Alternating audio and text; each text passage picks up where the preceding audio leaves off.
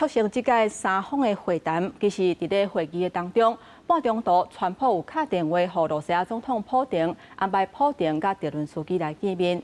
那这届会议气氛会当讲是袂歹，泽伦斯基讲，亲像是安全保证这较敏感的问题，甲川普拢讨论了真好。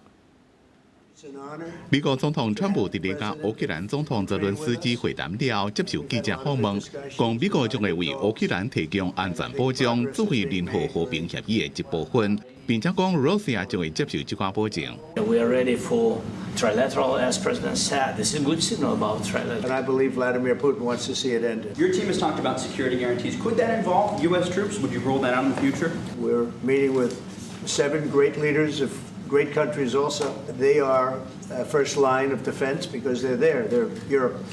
But we're going to help them out also. We'll be involved. 川普支持提供类北约安全保障，虽然美国会参加，不过主要任务将会由欧洲承担，并且认为无一定爱先停火才进行谈判。不过欧洲的领导人拢坚持爱先停火才进行和平协商，并且重申乌克兰的主权无应被减弱。泽伦斯基今年2月底访问北京，因为无穿西装，互人批评，又个甲川普讲甲真无欢喜，这边的气氛真好。 President Zelensky, you look fabulous in that suit. I said the same thing. Yeah, looks good on I you. said to the one that attacked you last time. See, now he's I remember that. I apologize to you.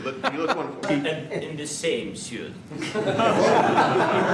You see, I changed. You are not. 川普甲泽伦斯基两个人1对1会谈了，也甲法国总统马克宏、英国首相施卡尔、德国总理梅尔茨等欧洲领袖见面。欧洲的领导人对乌克兰的安全问题立场拢正团结，讲这不那是乌克兰的代志，而且是规个欧洲大陆的代志。